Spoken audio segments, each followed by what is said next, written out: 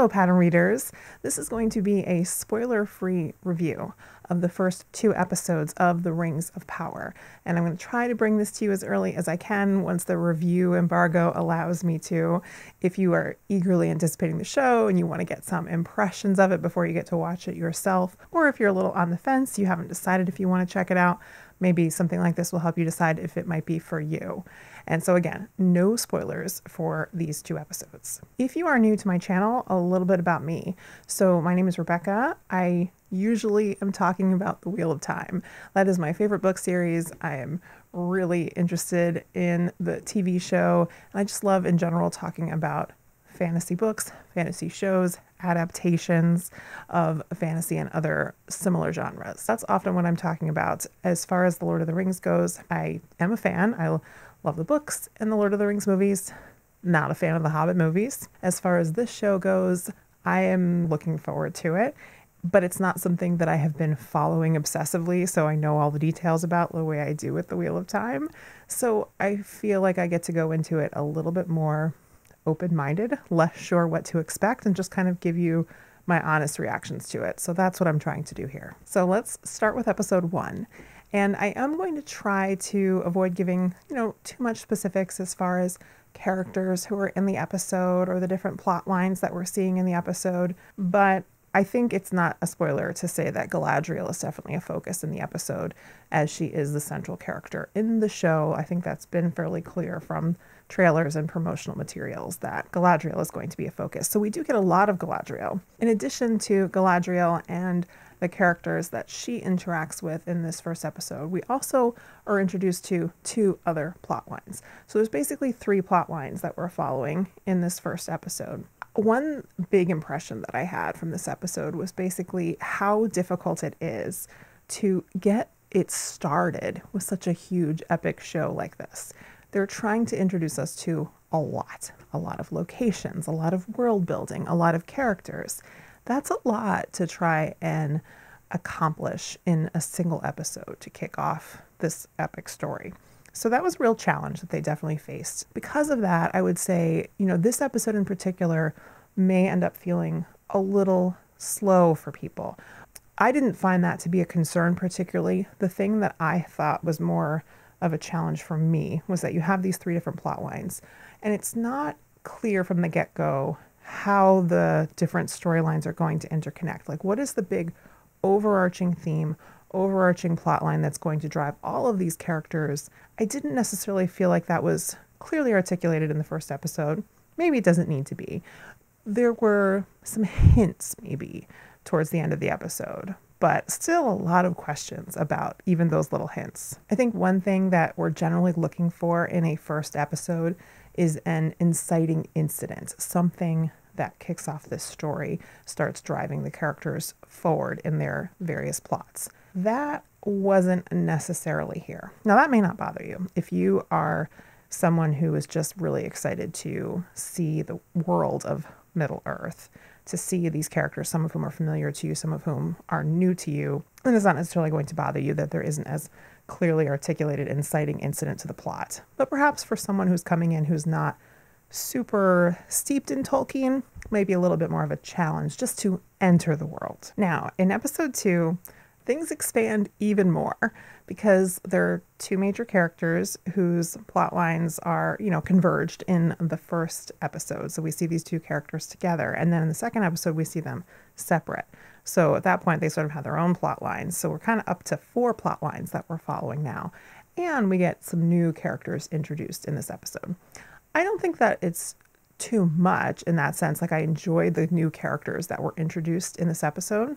I have some big questions about some of them, but save that for my later spoiler review. We're dealing with a lot of characters here. So this world is extremely expansive. The story is expansive.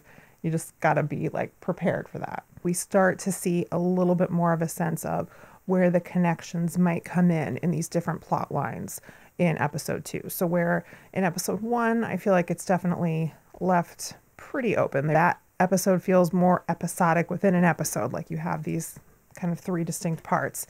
In episode 2, even though nothing is converging, there's more hints of how they may eventually converge, how the plots might interconnect. So that's good to see. I appreciated that. The other thing that I really noticed in episode 2 in particular, a little bit in episode 1, but more so in episode 2, is you start to see a mix of tones in these different plot lines. So some of the plots tend to be a little bit more lighthearted and funny, although even the ones that are definitely have their more serious or sometimes scary moments in them. There were even some moments in the various plot lines that I would call horror.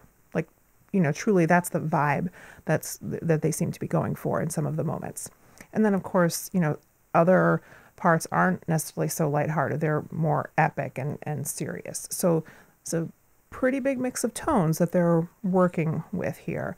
That was deliberate. So as I'll talk more about later, there was a Q&A at the end of the New York City premiere where the showrunners and an executive producer were interviewed by a Vanity Fair writer.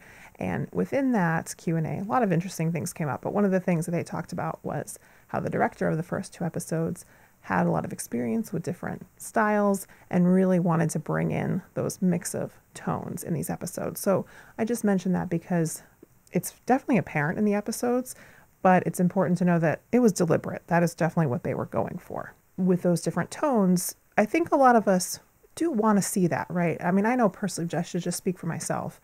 With fantasy, I do love when there is some, comedic or lighthearted elements in there, because fantasy does tend to be a little bit more serious or intense, sometimes scary. And so having that mix is part of it. And they went for it. It's also a situation where your mileage might vary as far as how well those different mix of tones works for you.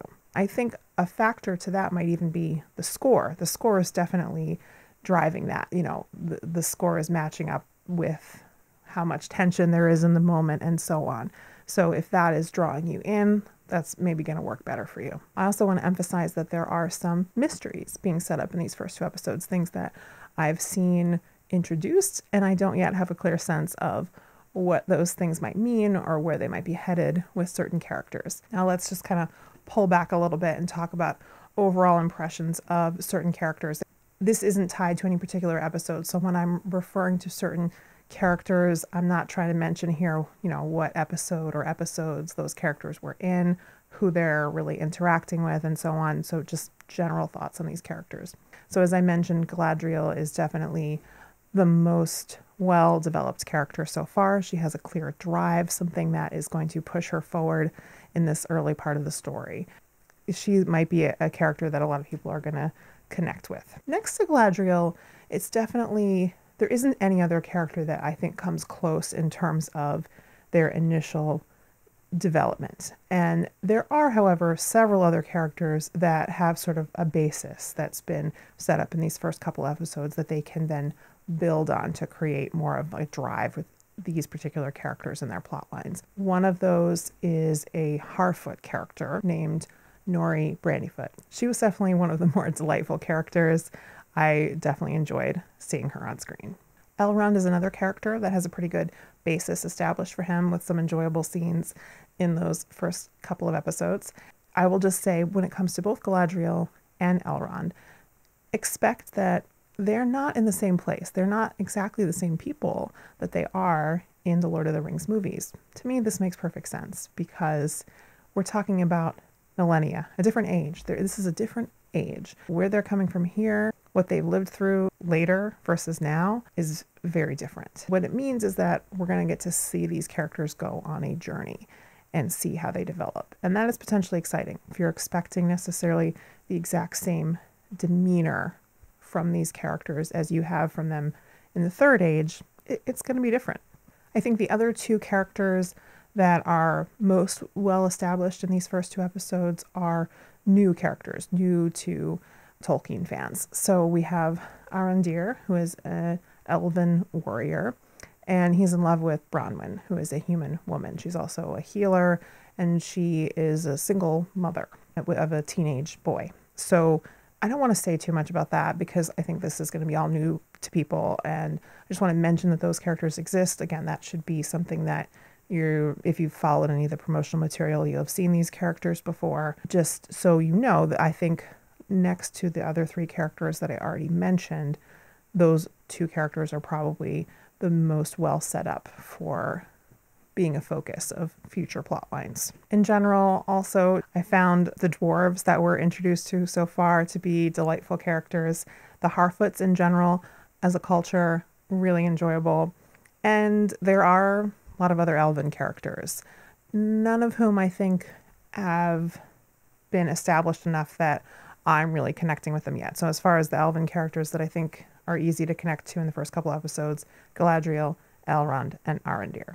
My guess is if you're going to be blown away by something in these first couple of episodes, it's going to be the sets, the visuals, the cinematography, just the overall scope of this world. The world building, they're clearly putting a lot into that. There are many locations that we see in the first couple of episodes, and everything really does look beautiful and stunning, and they are trying to make this world look and feel real, which is awesome. So that is a really spectacular thing. I think, again, if you're going to be blown away by something in the first couple of episodes, it's probably going to be in that area. We're given this bounty of riches, but I still am hoping as we get more into it that we'll feel more immersed in a particular location. Again, they're trying to introduce a lot in the first couple of episodes, so many locations, so we're not really like steeped and settled into one location for any length of time. And so I'm looking forward to that, to kind of exploring a realm and getting to really dig in there a little bit more. So I'm looking forward to that, but I'm expecting it to be beautiful because what we've seen so far is definitely beautiful. I could be a little nitpicky about various things when it comes to costumes or dialogue or the score, none of which is by any means any sort of major issue that's interfering with the story. The essential things are there. These are establishing episodes, setup episodes, and it definitely does make you want to see more. I wanted to end this video by also sharing some information that the showrunners and the executive producer gave.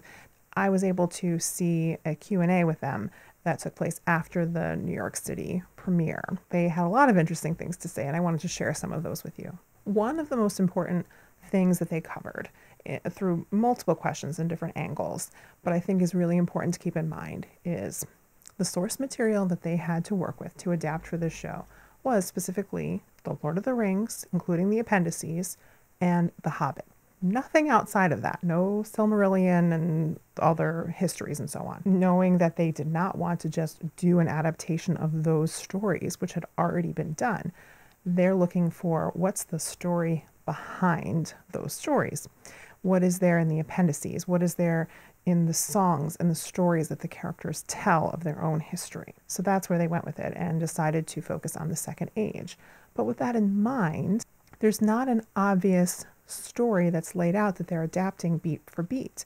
There's a great deal there behind, but within that, they have to choose what story they want to tell. There's a lot of things they could have chosen. So it's important that the storytellers here have a clear vision of the story that they want to tell using that material. And so I think that's just important to keep in mind, that they have to make a choice there. Nothing is laid out for them. Nothing is just handed to them that they can just, put down beat for beat. They need to come up with that. And so it's a really interesting way to adapt a story. They were asked, how do you tell a story like that and make it interesting when audiences will sort of already know, very broadly speaking, the end of all this, right? We know if we've read The Lord of the Rings or watched The Lord of the Rings, what happens with the rings. We know what happens with the One Ring. And that's definitely going to be a factor in this story. It's called The Rings of Power. How do you make that story potent and interesting? It's a prequel story. It's a challenge that all prequel stories have. I liked their answer quite a bit. They talked about how this is just classic in tragedies, tragic storytelling. Audiences always know the ending. You always know, broadly speaking, how things are going to end up. And the tension comes in because the audience knows that, but the characters don't. How are you then going to become invested in the characters and you want things to turn out a certain way for them? And maybe you know that some things are impossible, but you don't know everything. And that tension that exists there can be really interesting. So I like that they referenced tragedies, classic tragedies as far as the storytelling goes, because when that can be achieved, it is very compelling storytelling. There's one other specific thing that they named as a sort of inspiration for their story, or why they were telling this particular story. They talked about the moment in the Fellowship of the Ring where Frodo offers the ring to Galadriel and she refuses it. And they are asking the questions, how does someone as wise and powerful as Galadriel, why is she so tempted by the ring? Why does she know so specifically what would happen if she did accept it? Why is she able to refuse? And why is it such a big thing for her that she is able to refuse? All of those things are great questions, and I would like to know the answer to those questions. So I love the idea of them exploring those questions through the journey of Galadriel. Overall, the thing that definitely came across in this Q&A is that the showrunners, the executive producer, they all have a passion for this project. They believe in the story they're telling. They believe in the source material. They are excited about what they're doing. And so I think that's just important to keep in mind. People on the internet like to ascribe motivations to people based on things that they like or don't like, and then make assumptions about where people like this are coming from. And I think just my impression from hearing them talk about it, they believe in it. They're passionate about it. This is something that they care about for what it is and for the story they want to tell. Overall, I went into these episodes without having any kind of really clear expectations. No, I need it to be a certain way. Just kind of interested and eager to see what they had to show me. You know, I kind of still feel the same after watching the episodes. Like, I was satisfied with what I got to see. I'm intrigued by some of it and eager to see more. They haven't quite gotten me yet where I'm like, yes, I'm totally locked in on these characters. I need to see more. I totally know where this is going. So I'm not quite there yet, but that is pretty typical. Like, I think it's hard for a show to do that in the first 2 episodes, especially when they're trying to do so much with it. It can still go in a lot of different directions, might have different thoughts after later episodes. I'm eager to see. Next up, look for my spoiler-filled reviews of these 2 episodes that I will put out when the episodes are widely available, which will be September 1st, 9 p.m. Eastern on Prime Video. Hope you will subscribe and come back for that and more, because I will continue to cover the show during the season. Also, if you're just here for Lord of the Rings, maybe you're curious about the Wheel of Time, check that out. If you're already into that, I've got a ton for you, so look around and check that out. If you have seen these episodes, I would definitely love to hear your thoughts on them in the comments. Do try to keep them spoiler-free, please. I hope you'll come back next time when we can talk all the spoilers we want. And until then, thanks for watching.